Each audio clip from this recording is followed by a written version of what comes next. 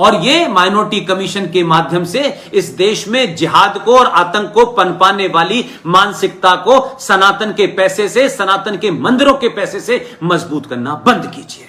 अगर इस सरकार के दौर में भी नहीं होगा तो फिर ये कभी नहीं होगा। तो सरकारों पे दबाव डालिए, सरकारों को मजबूर करिए कि आप संवैधानिक फैसला लें, क्योंकि आप इस देश के संविधान को सर्वोपरि मानती है। सरकार का विरोध करिए, सरकार को चेताइए, कहिए हमने वोट दिया है। आप राष्ट्र का निर्माण करने आए थे, आपने एक्सप्रेस वे तो बना दिए, लेकिन अब यह भी सुनिश्चित करिए कि इस एक्सप्रेस वे पे विचारधारा कौन सी चलेगी, जिहाद की चलेगी, आतंक की चलेगी या सनातन की चलेगी। यह इंश्योर करना आपका काम है। इसलिए सरकारों से सवाल पूछिए, सरकारों से घेरिए, सरकारों को चेताइए। लेकिन फिर कह रहा हूं, 70 साल के बाद आपको पहली बार मौका मिला है कि सत्ता के शीर्ष पर ऐसे लोग बैठे हैं, तमाम कमजोरियों और दबावों के बीच में इस धरती पे जो एक इस्लामिक राष्ट्र बना दिया था, जहां से कश्यप ऋषि के वंशजों को मार करके, रेप करके भगा दिया था, उस राज्य के इस्लामिक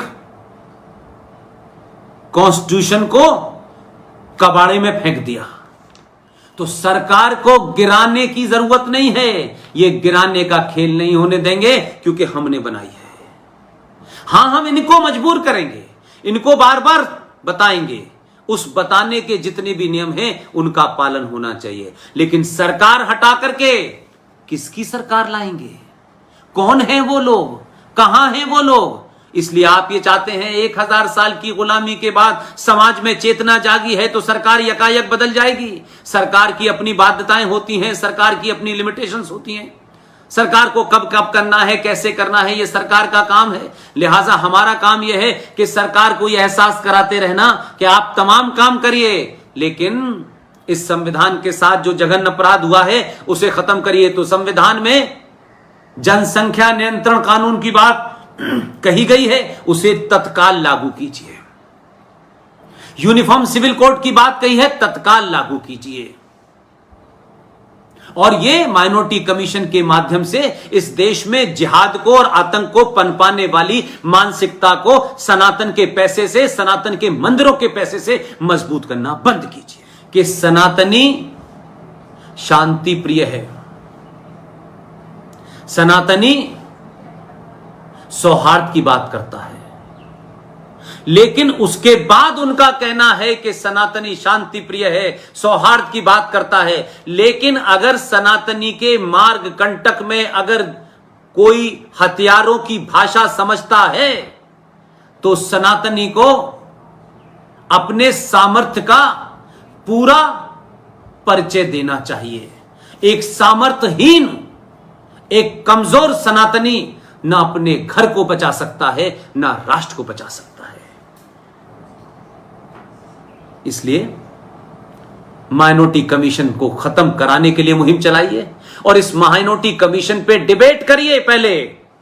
पहले आप इंटेलेक्चुअली तैयार कर दीजिए लोगों को कि आप क्या कहने जा रहे हैं। एक एक चीज अवेलेबल है, और अगर यह समझ नहीं आती है, इसमें कंफ्यूजन है, तो मैं बराबर इसके ऊपर एक सीरीज चला रहा हूं, उसको देखें। कहां लिखा है, कैसे लिखा है, किस तरह लिखा है। आपने सिर्फ राष्ट्रीय अल्पसंख्यक आयोग बना करके अरबों खरबों रुपया, हिंदुओं के मंदिर पे चढ़ने वाला रुपया, हमारा टैक्स से आपने इस देश में ये जो मदरसे खुले हैं, ये जिहाद की फैक्ट्रियां खुली हुई हैं, इन्हीं को मजबूत कर रहे हैं। ये मुल्ला अजहर मसूद इसी मदरसे का प्रोडक्ट है। इसलिए मेरा आपसे कहना है कि आपने अल्पसंख्यक आयोग राष्ट्रीय स्तर पे बनाया, लेकिन आप झूठी और मक्कारा का खेल देखिए कि हर राज्य में भी एक अल्पसंख्यक आयोग है। या नहीं, यहां से करोड़ों की इमदाद उन जिहादी मुसलमानों को मिलेगी, गद्दार मुसलमानों को मिलेगी, आजम खां के बच्चों को मिलेगी, अकबरुद्दीन के बच्चों को मिलेगी, असदुद्दीन के बच्चों को मिलेगी, मौलाना शफीकुर रहमान जैसे मक्कारों के बच्चों को मिलेगी। आप किनको पढ़ा रहे हैं? आप सांप के बच्चों को मजबूत कर रहे हैं। तो आपने कहा यहां से नहीं, अब हम राज्य से भी उन्हें देंगे। तो राज्य अल्पसंख्यक आयोग जब बने तो यह लगा कि शायद राज्य के अंदर अगर कोई हिंदू है या वहां कोई दूसरा माइनॉरिटी में है तो उसको मिलेगा। लेकिन क्या किया कि 1993 का यह ऑर्डर कहता है कि अगर राज्य का जो अल्पसंख्यक आयोग है और वहां भी जो राष्ट्रीय स्तर पर माइनॉरिटी हैं वही रहेंगी, तो उसका असर क्या हो रहा है कि लक्षद्वीप में 2% हिंदू हैं, 98% मुसलमान हैं। तो इनके नोटिफिकेशन से 2% हिंदू बहुसंख्यक है, 98% मुसलमान वहां पे अल्पसंख्यक है। 2% वाला हिंदू तो वहां मेजोरिटी में बताया जा रहा है और 98% वाला मुसलमान जो मेजोरिटी में है उसे माइनॉरिटी कहा जा रहा है। मेघालय में 11% हिंदू है, वो मेजोरिटी में बताया जा रहा है। मणिपुर में 31% हिंदू है, वो मेजोरिटी में बताया जाए। अरुणाचल प्रदेश में 29% हिंदू है, उसे मेजोरिटी बताई जा रही है। नागालैंड में 8.5% है, बाकी क्रिश्चियन है, उनको आप क्या कहते हैं, मेजोरिटी बता रहे हैं। आप सोचिए मिजोरम में 2.75% हिंदू है, उसे मेजोरिटी बताया जा रहा है।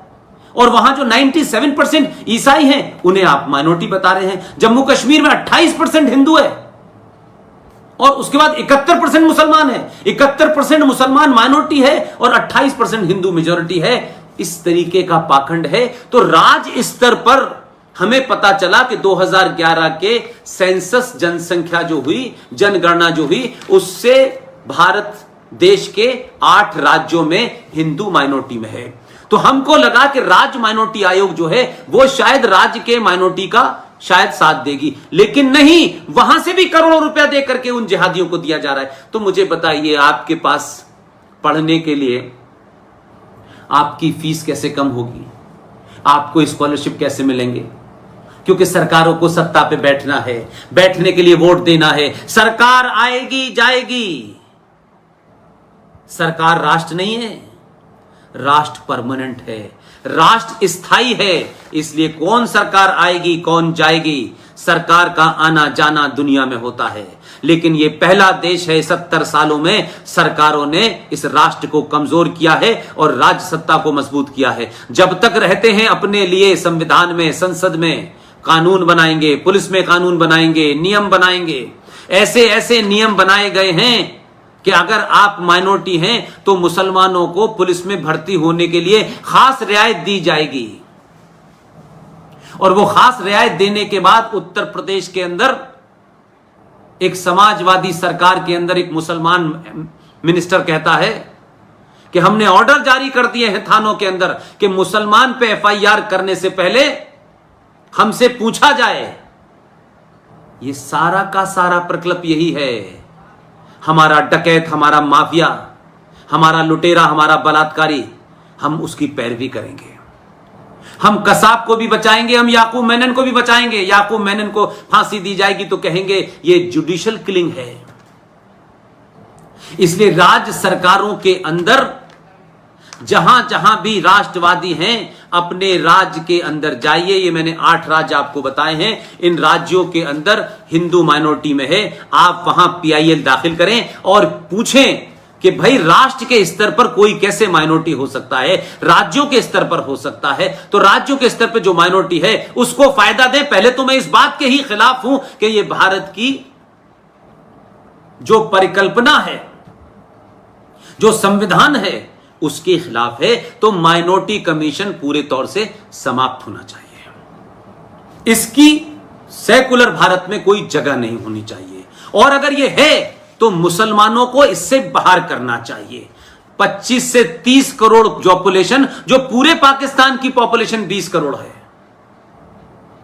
इतनी पॉपुलेशन 57 देशों के इस्लामिक देशों की अलग अलग नहीं है। लेकिन यहां 25 से 30 करोड़ मुसलमान हैं और 9 करोड़ मुसलमान नाजायज हैं, इल्लीगल हैं। बांग्लादेश का मुसलमान है, अफगानिस्तान का मुसलमान है, पाकिस्तान का इल्लीगल मुसलमान है, म्यांमार का रोहिंग्या मुसलमान है, वो अलग से रह रहे हैं।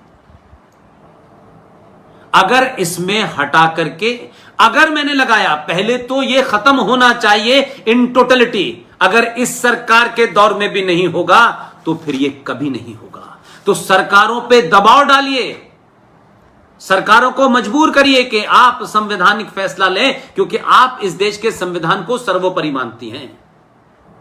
और सरकार को बार बार चेताइए, मैं फिर ये कह रहा हूं, लेकिन इस चेताने में किसी एंटी इंडिया नरेटिव के खिलाड़ियों के हाथों की कठपुतली मत बनिए कि सरकार का विरोध करिए, सरकार को चेताइए, कहिए हमने वोट दिया है, आप राष्ट्र का निर्माण करने आए थे, आपने एक्सप्रेस वे तो बना दिए, लेकिन अब यह भी सुनिश्चित करिए कि इस एक्सप्रेस वे पे विचारधारा कौन सी चलेगी, जिहाद की चलेगी, आतंक की चलेगी या सनातन की चलेगी, यह इंश्योर करना आपका काम है। इसलिए सरकारों से सवाल पूछिए, सरकारों से घेरिए, सरकारों को चेताइए। लेकिन फिर कह रहा हूं, 70 साल के बाद आपको पहली बार मौका मिला है कि सत्ता के शीर्ष पर ऐसे लोग बैठे हैं, तमाम कमजोरियों और दबावों के बीच में इस धरती पे जो एक इस्लामिक राष्ट्र बना दिया था, जहां से कश्यप ऋषि के वंशजों को मार करके, रेप करके भगा दिया था, उस राज्य के इस्लामिक कॉन्स्टिट्यूशन को कबाड़े में फेंक दिया। वो जो जिहादी नागरिकता देते थे, हम कश्मीर के एक अलग राष्ट्र हम नागरिकता देंगे, उनकी नागरिकता के कानून को समुद्र में फेंक दिया। सब काम एक ही बार हो जाएंगे ये नहीं लगता, लेकिन सरकार के ऊपर दबाव बनाने का मतलब ये नहीं है कि आप किसी दूसरे के हाथ की कठपुतली बन जाएं। और जो इस सरकार को गिराने में, इस सरकार को हटाने में विदेशों के साथ मिलकर षड्यंत्र कर रहे हैं, एक पढ़ा लिखा मक्कार है, राज्यसभा का एमपी था, भारत के पूर्व प्रधानमंत्री राजीव गांधी के कार्यकाल में प्राइम मिनिस्टर ऑफिस के अंदर कई बार ऐसी स्थिति में पकड़ा गया जिसे सार्वजनिक उन्होंने नहीं किया, लेकिन अपने कुछ दोस्तों को बता दिया। वो भी पाकिस्तान जाके आईएसआई से मदद मांग रहा है कि जब तक ये नहीं हटेंगे हम आपका काम पूरा नहीं कर पाएंगे। तो सरकार को गिराने की जरूरत नहीं है, ये गिराने का खेल नहीं होने देंगे, क्योंकि हमने बनाई है। हां, हम इनको मजबूर करेंगे, इनको बार बार बताएंगे, उस बताने के जितने भी नियम हैं उनका पालन होना चाहिए। लेकिन सरकार हटा करके किसकी सरकार लाएंगे? कौन है वो लोग?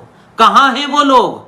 इसलिए आप ये चाहते हैं 1000 साल की गुलामी के बाद समाज में चेतना जागी है तो सरकार यकायक बदल जाएगी। सरकार की अपनी बाध्यताएं होती हैं, सरकार की अपनी लिमिटेशंस होती हैं, सरकार को कब कब करना है, कैसे करना है, ये सरकार का काम है। लिहाजा हमारा काम यह है कि सरकार को यह एहसास कराते रहना कि आप तमाम काम करिए, लेकिन इस संविधान के साथ जो जघन्य अपराध हुआ है उसे खत्म करिए। तो संविधान में जनसंख्या नियंत्रण कानून की बात कही गई है, उसे तत्काल लागू कीजिए।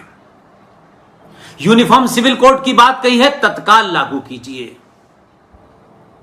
और ये माइनॉरिटी कमीशन के माध्यम से इस देश में जिहाद को और आतंक को पनपाने वाली मानसिकता को सनातन के पैसे से, सनातन के मंदिरों के पैसे से मजबूत करना बंद कीजिए।